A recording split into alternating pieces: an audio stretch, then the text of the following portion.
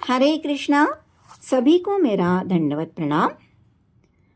मेरा नाम हेमा देशपांडे है और आज हम अध्याय 14 जिसका नाम है प्रकृति के 3 गुण, इसे देखने जा रहे हैं। तो चलिए हम प्रथम गुरु की प्रार्थना करेंगे और फिर इस विषय को हम आगे बढ़ाएंगे। ओम अज्ञानतिमिरान्धस्य ज्ञानाञ्जनशलाकया चक्षुरुन्मिलितं येन तस्मै श्रीगुरवे नमः। गुरुर्ब्रह्मा गुरुर्विष्णु गुरुर्देवो महेश्वरा, गुरुः साक्षात् परब्रह्म तस्मै श्रीगुरवे नमः। श्रील प्रभुपाद जी की जय। अध्याय 13 में हमने देखा था कि जीवात्मा गुणों का संग करने के कारण किस तरह अधम और उत्तम योनियां प्राप्त करता है। अध्याय 14 में इन्हीं गुणों के विषय में विस्तृत चर्चा की गई है। जीवात्मा अपने भोगने की प्रवृत्ति के कारण गर्भ में आता है। प्रकृति में आने के बाद किसी विशेष प्रकार के गुणों से वह आकर्षित होता है और जिस प्रकार के गुणों से वह आकर्षित होता है उसी प्रकार की उत्तम या अधम योनि उसे प्राप्त होती है। गुणों का संग करने के कारण जीव बार बार जन्म लेता है। माया गुणमयी है। ये गुण हथकड़ियों के समान है जो व्यक्ति को भौतिक जगत के कारागार में बांध देते हैं।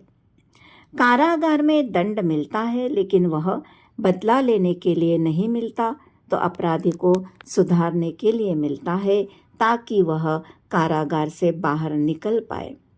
इसलिए ये मनुष्य देह हमें मिला है। इसका सदुपयोग करके हमने इस कारागार से बाहर निकलने का प्रयास करना चाहिए। ये गुण यानी एक अदृश्य बंधन है। हमें दिखाई नहीं देते लेकिन ये हमें बांधते हैं।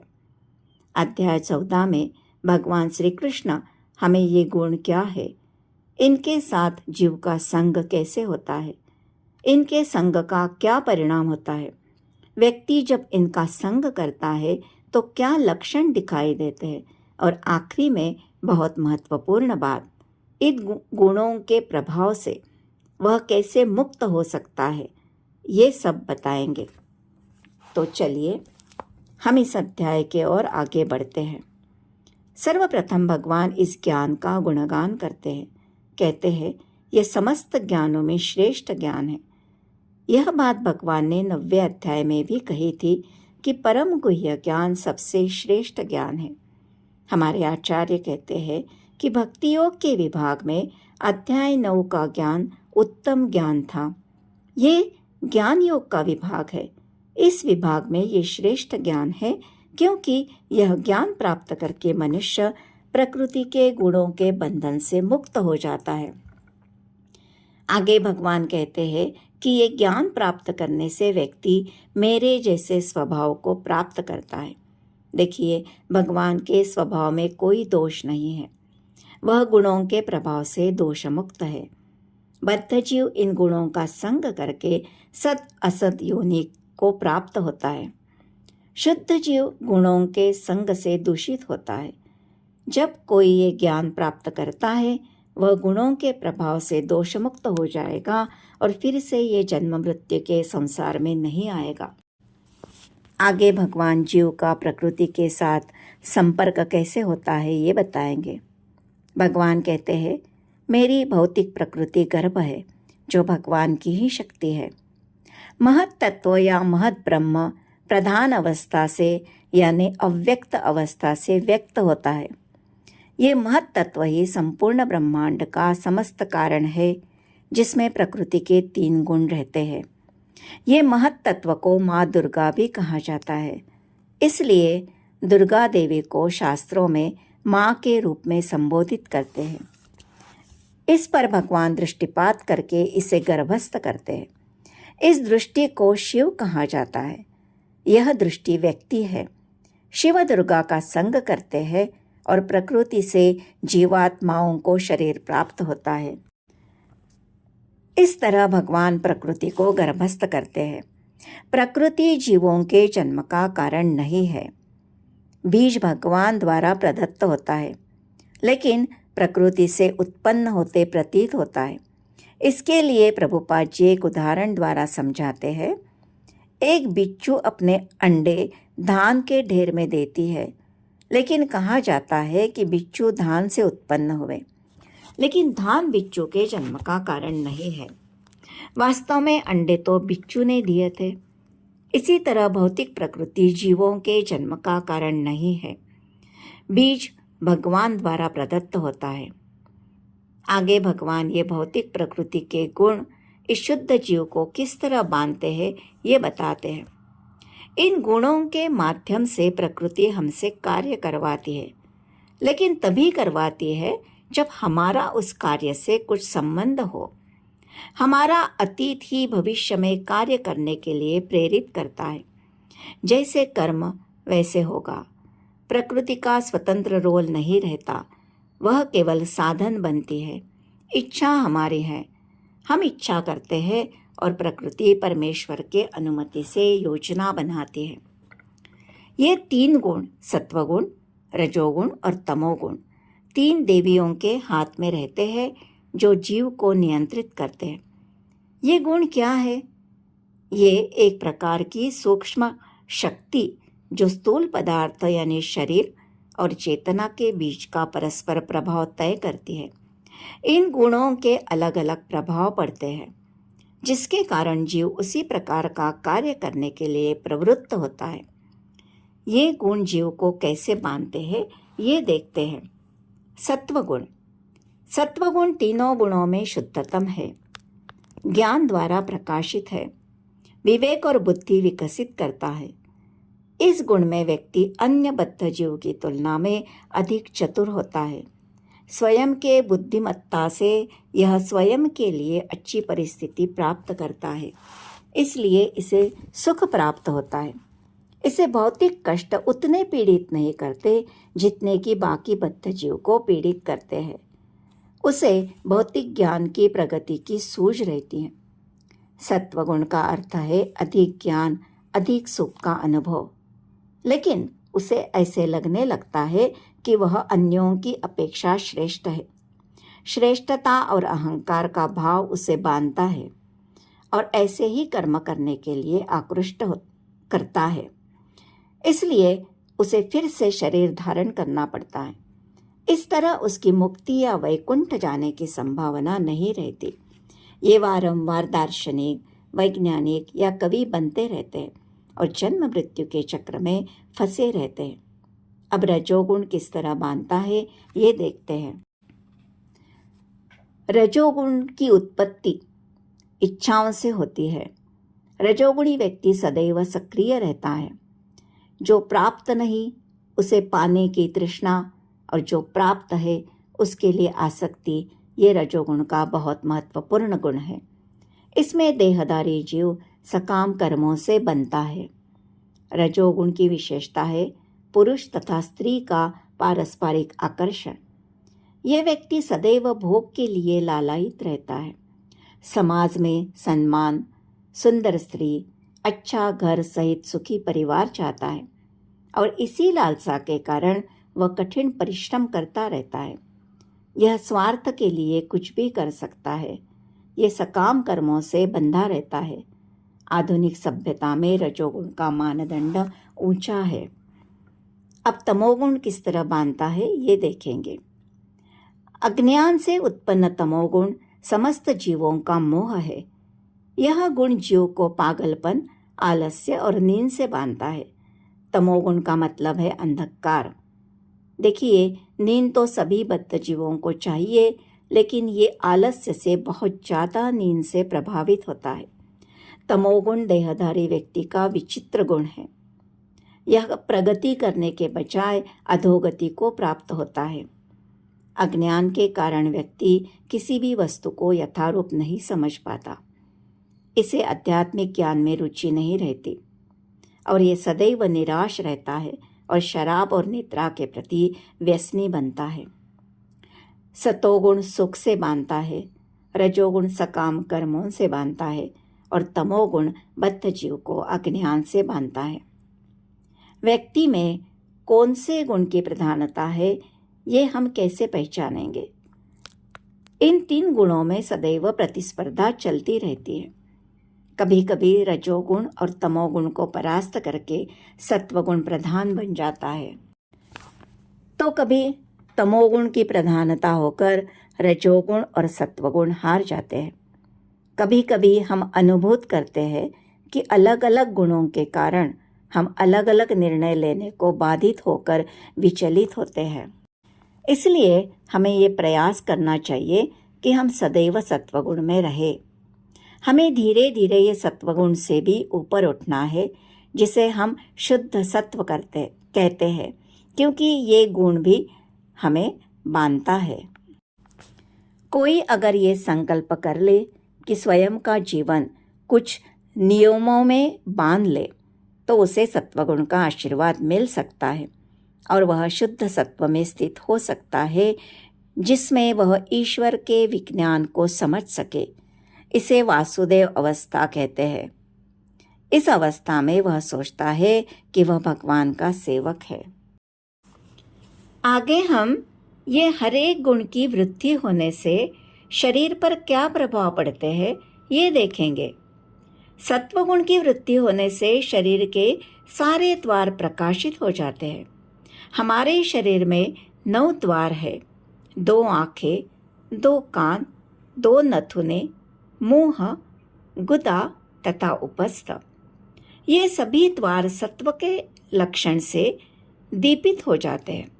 मतलब व्यक्ति को ये ज्ञात होता है कि इन सब का कैसे उपयोग करना चाहिए। रजोगुण की जब वृद्धि होती है तो अत्यधिक लोभ, गहन उद्यम करना, बहुत मेहनत करना, सकाम कर्मों में अनियंत्रित इच्छा और लालसा, ये लक्षण प्रकट होते हैं। ये लोगों के संतुष्टि की कोई सीमा ही नहीं रहती। मकान है तो महल चाहिए, एक गाड़ी है तो दूसरी गाड़ी चाहिए।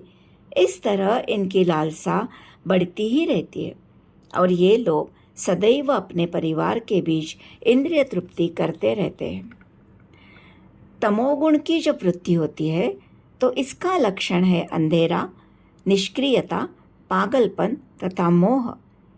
यह व्यक्ति कभी भी किसी नियम से बनकर कार्य नहीं करता। वह स्वयं के सनक के अनुसार कार्य करना चाहता है। उसमें क्षमता तो रहती है, लेकिन आलस्य से परिश्रम करना नहीं चाहता। जीवित तो है, लेकिन निष्क्रिय रहता है। इसलिए हम सभी ने ये कोशिश करनी चाहिए कि हम अधिक से अधिक सत्वगुण में रहें। इन सब गुणों के प्रभाव क्या होते हैं और विभिन्न गुणों के कर्मफल क्या मिलते हैं, ये हम देखेंगे। सत्वगुणी शुद्धता को प्राप्त करता है, उसे ज्ञान की प्राप्ति होती है और ब्रह्मांड में उच्चतर लोक की प्राप्ति होती है। रजोगुणी व्यक्ति सकाम कर्म से बंधा रहता है, उसे दुख की प्राप्ति होती है और उसे भूलोक की प्राप्ति होती है।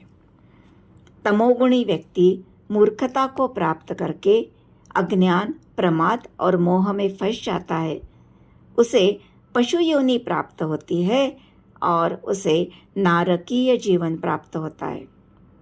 जो लोग सत्वगुण में देह त्यागते हैं, उन्हें मृत्यु के पश्चात ब्रह्मलोक या जनलोक की प्राप्ति होती है। जो रजोगुण में देह त्यागता है, उसे सकाम कर्मियों के संगति में भूलोक में जन्म लेना पड़ता है और तमोगुण में जो देह त्यागता है, उसे पशु योनि में जन्म लेना पड़ता है। इसलिए जो लोग मनुष्य जीवन के विषय में सचमुच चिंतित है, उन्हें सत्वगुणी बनना बहुत ज़रूरी है। सत्वगुणी व्यक्ति पुण्य कर्म करता है, उसका फल शुद्ध होता है। रजोगुणी कर्म का फल दुख होता है और तमोगुणी कर्म मूर्खता में फलित होता है। जीवों में जिस मात्रा में सत्वगुण का विकास होता है, उसी के अनुसार उसे विभिन्न स्वर्गलोकों में भेजा जाता है। जैसे सर्वोच्च लोक, सत्यलोक या ब्रह्मलोक, जहाँ ब्रह्मांड के प्रधान व्यक्ति ब्रह्मा जी निवास करते हैं। देखिए, पृथ्वी पर जो रजोगुणी और तमोगुणी लोग हैं, वह बलपूर्वक किसी मशीन द्वारा उच्चतर लोकों में नहीं पहुंच सकते। आगे भगवान कहते हैं कि ये जो गुण है, यही व्यक्ति से सब कुछ करवाते हैं। इनके अतिरिक्त कोई करता नहीं है और भगवान इन गुणों से परे है। जो ये जान लेता है, वह भगवान के स्वभाव को प्राप्त करता है। जिस प्रकार भगवान शुद्ध है, जीव भी शुद्ध हो जाता है। गुण ही करता है, इसका मतलब क्या है, ये हम देखते हैं। जीवात्मा को बाध्य होकर कर्म करना पड़ता है, क्योंकि वह विशेष प्रकार के शरीर में स्थित है, जिसका संचालन प्रकृति का कोई गुण करता है। वह इन गुणों के जकड़ में होने के कारण असहाय होता है। लेकिन जब वह स्वयं की वास्तविक स्थिति को समझ लेता है और आध्यात्मिक शिक्षा लेता है, तब वह उससे बाहर निकलने की कोशिश करता है। भगवान की शरण लेकर उससे मुक्ति पा सकता है। जब जीव ये गुण लांघने में समर्थ होता है, तो वह जन्म, मृत्यु, बुढ़ापा तथा अनेक कष्टों से मुक्त होकर अमृत का भोग कर सकता है। यद्यपि जीव इस भौतिक शरीर के भीतर रहता है, लेकिन अपने आध्यात्मिक ज्ञान की उन्नति द्वारा वह प्रकृति के गुणों के प्रभाव से मुक्त हो सकता है। कृष्ण भावनामृत में भक्ति करना भवपाश से मुक्ति का संकेत है। आप स्वयं इसे अनुभूत कर सकते हैं। अब ये गुणातीत व्यक्ति के बारे में अर्जुन जिज्ञासा करता है। इसके लक्षण क्या है, उसका आचरण कैसे होता है और इन गुणों को पार करने की विधि क्या है।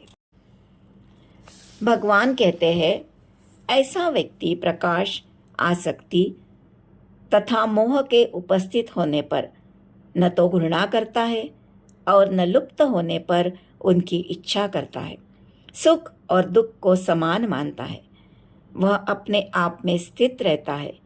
मिट्टी का ढेला, पत्थर और स्वर्ण में समान दृष्टि से देखता है।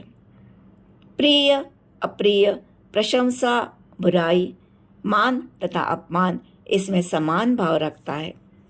शत्रु और मित्र के साथ एक समान व्यवहार करता है। भौतिक कार्यों का परित्याग करता है।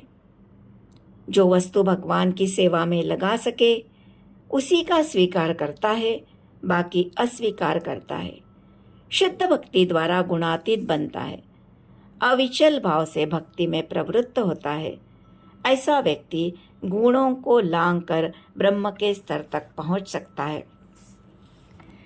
भक्ति करने से हम इन गुणों को कैसे लांघ सकते हैं, यह देखते हैं। हमें विशेष प्रकार का शरीर मिला है, जिसमें गुणों का प्रभाव है। देखिए, जब वर्षा होती है तो वर्षा का पानी बाहर निकलने के लिए एक रास्ता बनाता है, तो वह मार्ग बन जाता है। बाद में इसी मार्ग से पानी बाहर निकलता है। इसी प्रकार मनुष्य का स्वभाव है। कोई विशिष्ट प्रकार का विचार आता है तो इसी तरह इन मार्गों द्वारा प्रकट होता है।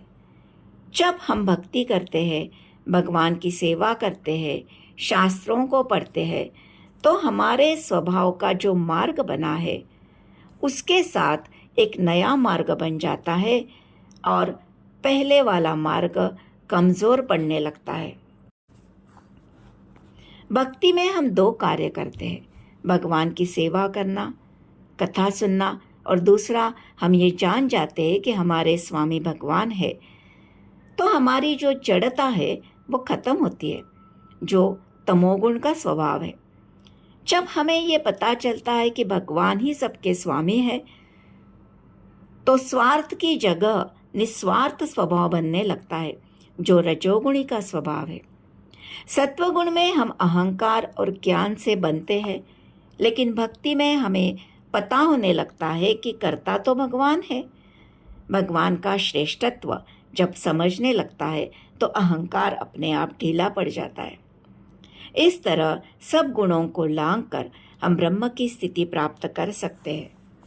भगवान कहते हैं, मैं ही ब्रह्म का आधार हूँ, जो अमर्त्य, अविनाशी, शाश्वत और परम सुख का स्वाभाविक पथ है। भगवान के शरीर का प्रकाश ब्रह्म कहलाता है। लेकिन ये ब्रह्म को प्राप्त करके हमारी यात्रा को हमें सीमित नहीं करना चाहिए। हमें आगे जाकर भक्ति करनी चाहिए। ये भक्ति हम कैसे करें? हमें भगवान को अर्पित भोजन खाना है, भगवान पर चढ़े फूलों का सुगंध लेना है, भगवान की लीला स्थलियों का दर्शन करना है, भक्तों के चरित्र पढ़ना है, सदैव हरे कृष्ण महामंत्र के ध्वनि का कीर्तन करना है, भगवान के आविर्भाव और तिरोभाव के दिन व्रत रखना है। इस तरह हम भक्ति में प्रवेश कर सकते हैं।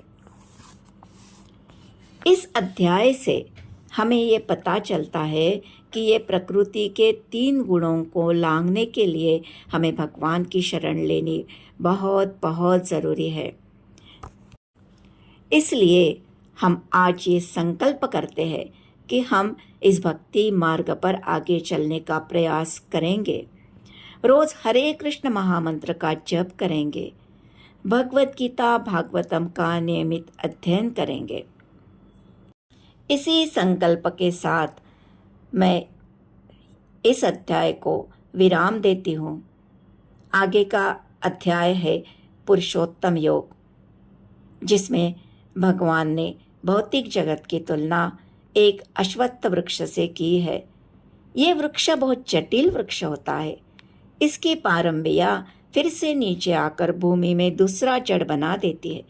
समझ में नहीं आता असली वृक्ष कौन सा है। यह भौतिक जगत आध्यात्मिक जगत की परछाई है, प्रतिबिंब है। आध्यात्मिक जगत में जो कुछ भी है वह सब कुछ भौतिक जगत में है, लेकिन विपरीत रूप में है। ये कैसे? यह हमें 15वें अध्याय में समझाया गया है। बहुत रोचक विषय है, इसलिए आप इसे ज़रूर सुनना और इस रिकॉर्डिंग को लाइक, सब्सक्राइब और शेयर करना नहीं भूलना। इसी के साथ मैं इस रिकॉर्डिंग को विराम देती हूँ। हरे कृष्णा कृष्ण कृष्ण हरे हरे, हरे राम राम राम हरे हरे। दंडवत प्रणाम।